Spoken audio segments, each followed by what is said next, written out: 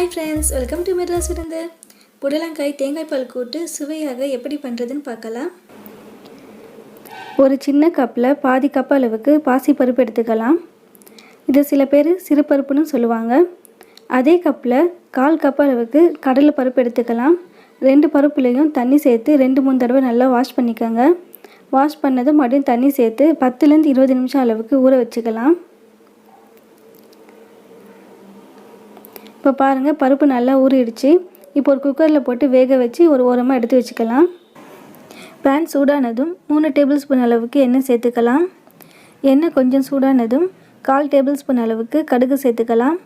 கடுகு பொரிஞ்சதும் 1/2 table spoon அளவுக்கு சீரகம் சேர்த்துக்கலாம். 5லேருந்து 6 அளவுக்கு பூண்டு பல் எடுத்து தோல் நீக்காமல் இடித்து சேர்த்துக்கலாம். தாளிப்புக்கு எப்போவுமே பூண்டு பல் தோல் நீக்காமல் இடித்து சேர்த்திங்கன்னா அதோடைய ஃப்ளேவர் ரொம்ப நல்லாயிருக்கும். ஒரு கொத்து கருவேப்பிலை சேர்த்துக்கலாம். ஒரு பெரிய சைஸ் வெங்காயம் பொடியாக நறுக்குனது அதையும் சேர்த்துக்கலாம். வெங்காயம் லைட்டாக வதங்கிச்சின்னா போதும். இப்போ பாருங்கள், இந்த அளவுக்கு வதங்கிச்சின்னா போதும். இது கூட 2 பச்சை மிளகாய் சேர்த்துக்கலாம். ஒரு மீடியம் சைஸ் தக்காளி பழுத்த பழமாக எடுத்து மீடியம் சைஸில் கட் பண்ணி அதையும் சேர்த்துக்கலாம். தக்காளியும் அதிகம் வேக வேண்டாம், லைட்டாக சாஃப்டாக ஆனால் போதும். 1 டேபிள் ஸ்பூன் அளவுக்கு மிளகாய் பொடி சேர்த்துக்கலாம். 1/4 டேபிள் ஸ்பூன் அளவுக்கு மஞ்சள் பொடி சேர்த்துக்கலாம்.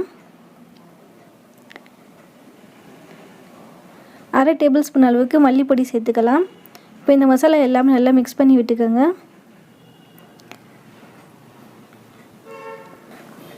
மீடியம் சைஸில் புடலங்காய் நறுக்கி சுத்தமாக வாஷ் பண்ணி வச்சுருக்கேன். அதையும் மசாலா கூட சேர்த்துக்கலாம்.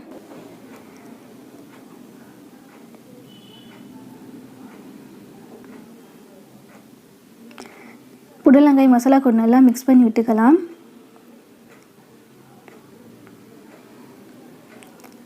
இப்போ பாருங்கள், இந்த அளவுக்கு மிக்ஸ் பண்ணி விட்டுக்கணும். புடலங்காய் பாதி அளவுக்கு வெந்தால் போதும். ஸோ கொஞ்சமாக தண்ணி சேர்த்துக்கலாம். புடலங்காயிலும் தண்ணி கொஞ்சம் விடும்.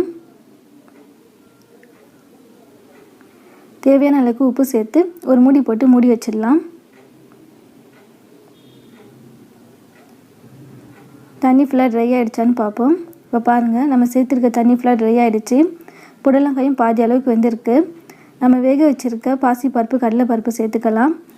கடலை பருப்பு பாருங்கள் நல்லா வெந்திருக்கு. அதே சமயம் முழுசாகவும் இருக்குது. கூட்டுக்கு எப்போவுமே கடலை பருப்பு இந்த மாதிரி முழுசாக இருந்தால் தான் பார்க்குறதுக்கும் நல்லாயிருக்கும், சாப்பிடவும் சுவையாக இருக்கும். ஒரு முழு தேங்காயில் 1/4 மூடி தேங்காய் அளவுக்கு எடுத்து திக்காக பால் எடுத்து வச்சுருக்கேன். அதையும் சேர்த்துக்கலாம். தேங்காய் பால் திக்காக சேர்த்தா தான் இதோடைய சுவை இன்னும் ரொம்ப சூப்பராக இருக்கும். இப்போ பாருங்கள், இன்னும் கொஞ்சம் தேங்காய் பால் இருக்குது, அதையும் சேர்த்துக்கலாம்.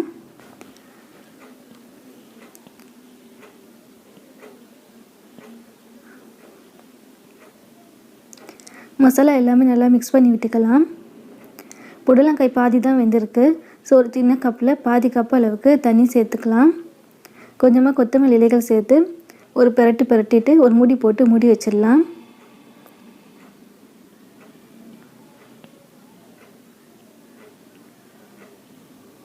புடலங்காய் வெந்திடுச்சான்னு பார்க்கலாம். பாருங்கள், தேங்காய் பால் புடலங்காய் கூட்டு சூப்பராக ரெடி ஆகிடுச்சு. இந்த ஸ்டேஜில் வந்துட்டு 1/2 ஸ்பூன் நெய் சேர்த்திங்கன்னா இன்னும் சுவையாக இருக்கும். பட் அது ஆப்ஷனல் தான். இப்போ பாருங்கள், சாதத்துக்கு மட்டும் சைட் டிஷ்ஷாக இல்லை, இட்லி தோசை கூட சைட் டிஷ்ஷாக ரொம்பவே சூப்பராக இருக்கும். உங்களுக்கு இந்த புடலங்காய் தேங்காய் பால் கூட்டு ரெசிபி பிடிச்சிருந்துச்சுன்னா கண்டிப்பாக வீட்டில் ட்ரை பண்ணி பாருங்கள். எப்படி இருந்துச்சுன்னு எனக்கு கமெண்ட் பண்ணுங்கள். மறக்காமல் நம்ம மெட்ராஸ் வந்து சேனலுக்கும் சப்ஸ்கிரைப் பண்ணிவிடுங்க. தேங்க்யூ.